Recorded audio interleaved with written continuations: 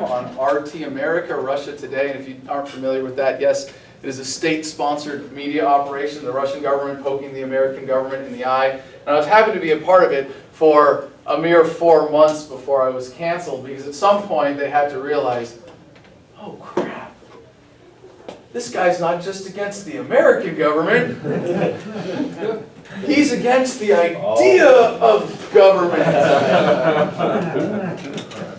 We can't be paying for this.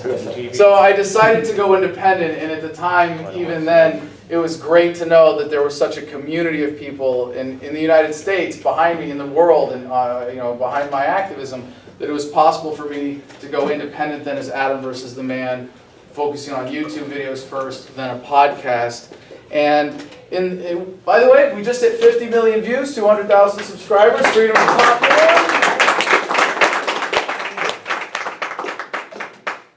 Now, I like to describe my career as an activist as having won the lottery 10 times in a row. I really fell over backwards into this, but every time you stand up for what is righteous and just, it's a victory. But I guess if you knew that you were going to win the lottery 1 time out of 100, you'd be playing a lot of lottery tickets, right?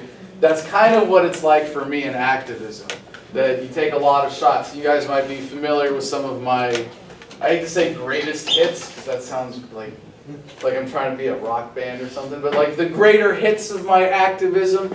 How many of you have seen, what you don't see is like, all of the misses in between, and there are a lot.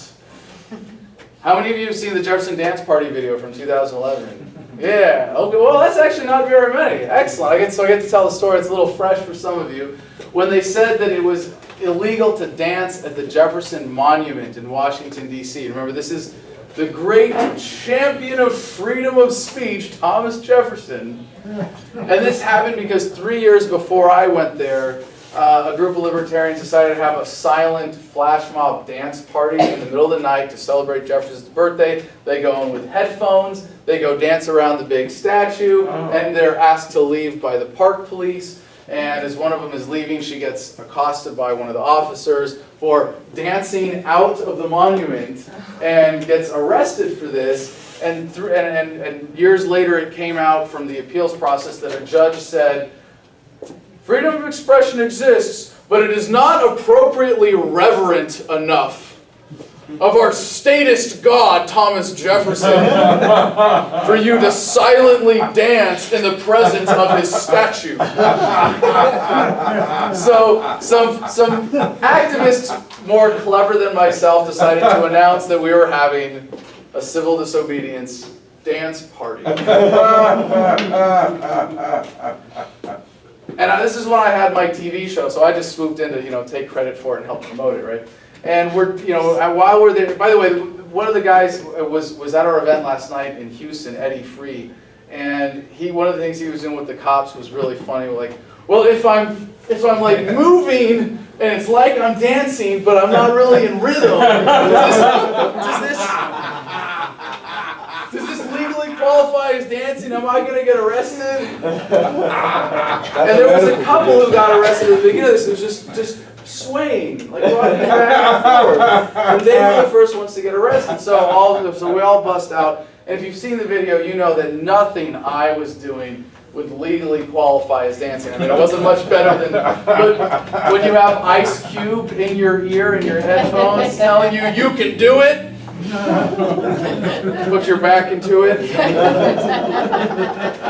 Motivation for even the worst of dancers. And while I was doing my thing, after a couple other people had been arrested, this cop comes to me from behind, picks me up by the waist, lifts me up, and while I'm in the air, puts his hand on my throat to choke slam me, comes down with his ribs, or his knee on my ribs, and the rest is YouTube history if you haven't seen it. It's got 2 million views on my channel, tens of millions of views everywhere else. It's been reposted. And fun legal story, but yes, I've been arrested for dancing before, and I have no problem being that guy for the rest of my life, if that's what that means. I've been arrested for smoking pot in front of the White House. That's it. You guys really are an easy crowd. I can get a round of applause for smoking pot. Just be up here the whole time. Everybody wanted to join you. Yeah. I've also been arrested for not smoking pot in front of Independence Hall in Philadelphia. And this is a really fun story because it ties in with the last two, but it's also a great lesson about sticking to your guns, standing your ground, staying on principle when actually confronting government or government agents or a legal challenge, right? So this is Smoke Down Prohibition 5 in Philadelphia. We were having monthly civil disobedience smoke-ins. People were getting arrested. Sometimes they just left everybody alone. But the fifth one, they decided they were going to start cracking down again. And just by, I swear to God, by accident, I did not have any weed on me at that particular moment.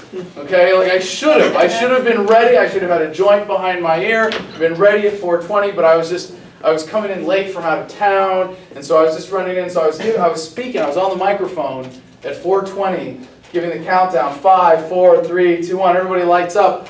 And a guy in front of me lights a joint, a United States Park Police officer. By the way, I'm really embarrassed about this, but of all the federal law enforcement agencies that I can have a rivalry with, I get the United States Park Police. These are the dregs of the federal law enforcement bureau. The FBI Academy rejects. I mean, they really are a national embarrassment. And this guy comes to arrest the person in front of me who's smoking a joint and bumps into me from behind on his way to arrest him. But you know, the charge for interfering with one of the king's men in the execution of their duties, right? Anybody? You guess what I was charged with as a result of this? Assaulting a federal officer for being bumped into from behind while he's going to arrest someone else. And so I still have the microphone in my hand, and I see he's coming to tackle me. So this time, unlike at the Jefferson, I squatted down, and he just kind of jumped on my back, and I was like, well, this isn't going to work. And then he got his buddy on the other side. They grabbed me by the arms and jerked me back so fast, the cord ripped out of the microphone, and so the microphone is with me and ends up in my personal effects from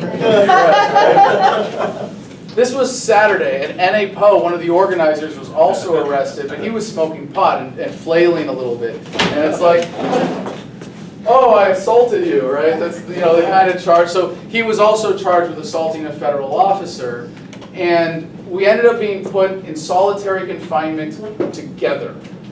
So someone at one of the other arrests was like, Adam, that's binary confinement.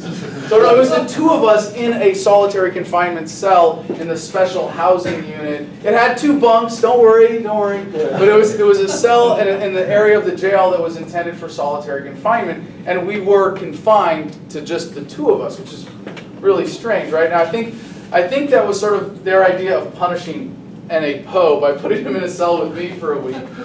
So on Tuesday they had a hearing. I had a really good public defender. He tore up the arresting officer's testimony on the stand, just embarrassed him. He wasn't even the guy who arrested me. He was just the one who signed the paperwork. And so on Thursday, they come back to us with a pretrial release offer. And one of the, I forget in Philadelphia and in Pennsylvania, it's a different, you know, every state's a little different with these kinds of things, like whether it's bail or pretrial, bond, whatever. And it was kind of like a probation thing where you're going to have to check in and meet all these restrictions and not own any firearms. And I was like, no thanks. I'm pretty sure there was a lot of video that day. So you guys have 100 days to bring charges against me. You want to keep embarrassing yourselves? I'll be right here. Now, N.A. Poe took the pretrial release offer. Obviously, being stuck in a single room with me for a week was starting to wear on him. And, you know, again, compared to 7 months in Fallujah, right, what's a week in jail or even 100 days if necessary to make a point? And this is the great lesson of the story, because I refused their pretrial release. They were going to have to keep me in jail with this absurd charge pending, with all the video out there. And so the very next morning, the judge ordered me released. All charges dropped. So he ended up in a lot more trouble and he had to take a plea deal later and go through all sorts of stuff. It was a huge headache for me, or for him. I got off clear, and when they came to release me, the officer discharging me was the same officer that was on the stand. So he's like, well, here's your wallet, here's your phone, here's your microphone. Here are your 2 citations.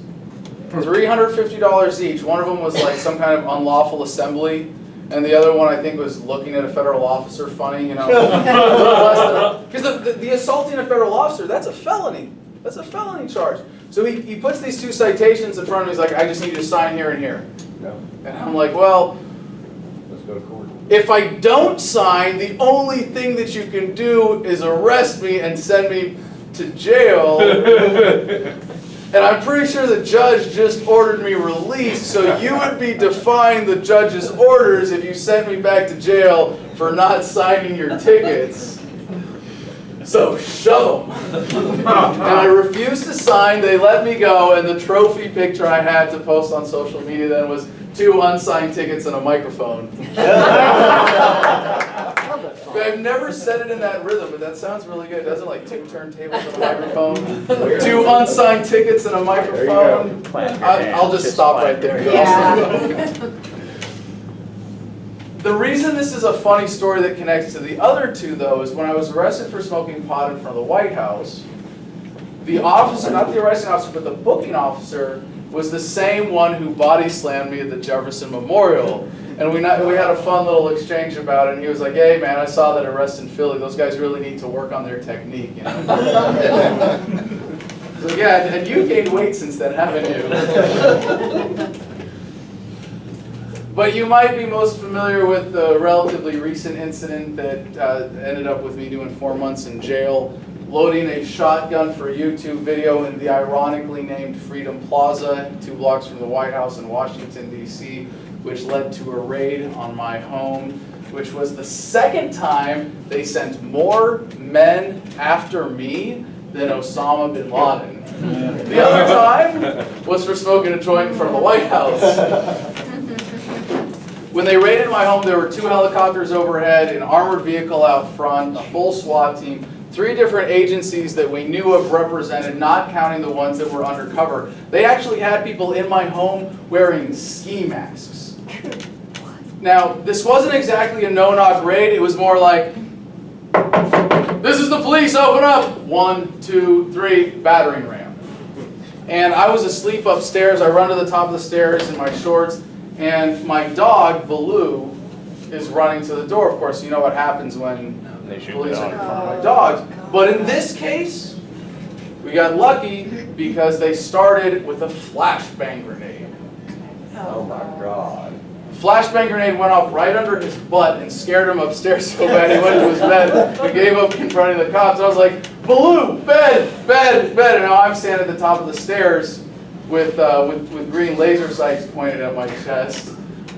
They had me and all my housemates, again, zip cuffed, sitting in a corner while they ransacked the home. And this led to me doing 4 months in jail, mostly in D.C., 2 months in solitary. But don't feel bad for me. I really, really enjoyed my government-induced, taxpayer-funded spiritual retreat. I had plenty of time to catch up on stretching and yoga and meditation. And I made a lot of friends while I was there. And of course, reading. And while I was in jail, people sent me all of the best attempts to communicate this message in book form. Rothbard, Mises, Hayek, Spooner, Konkin, Molyneux, DiLorenzo, Woods, Paul Sr., Rose, Bastiat, Smith, okay, who am I forgetting? Berglund. Anybody? Some of these names familiar, I hope? There have been a lot of attempts. In fact, we heard 2 people earlier today who said The Law by Bastiat was an essential part of their process of waking up. And I decided that I would be the best rip-off artist the freedom movement has ever known and take all of the best qualities of these books, all of their strengths, none of their weaknesses, and combine them into one. Now, one of the things about the law, right, it's very short. It's less than 100 pages, like similar to Anatomy of the State. This book is in short sections. It's 100 pages long. It's free in every single digital format possible, including as an audiobook. It's the quickest way to take someone from zero to I get it in a way that answers as many questions of, but what about this, but what about that anyone could possibly ask when being confronted with this message or being invited to embrace this message. So it has no opinion, no conjecture, no wishful thinking. It is completely in line with the principles of nonviolent communication. By the way, we'll do a fun little sidebar here, because I always love asking this question. How many of you are fans of nonviolent communication? Okay, awesome. Always. Oh, you guys know that, I mean, specifically, nonviolent communication, Marshall Rosenberg, not the idea. I don't know if I set that up wrong. Okay. Nonviolent communication by Marshall Rosenberg. And when you're telling libertarians about this idea, sometimes for the first time, a lot of them will be like, nonviolent communication? Well, it's communication. Of course it's nonviolent. Screw you! That's the problem we're addressing here. Obviously, it's metaphorical in this application. Nonviolent communication is communication that gets rid of the judgment and the desire to, or the practices of manipulating other people emotionally. It's a very simple formula. Feelings, needs, requests. So I'm going to tell a little story to explain this. Have any of you seen my video, Would-Be Bully Gets Kokesh, Nonviolent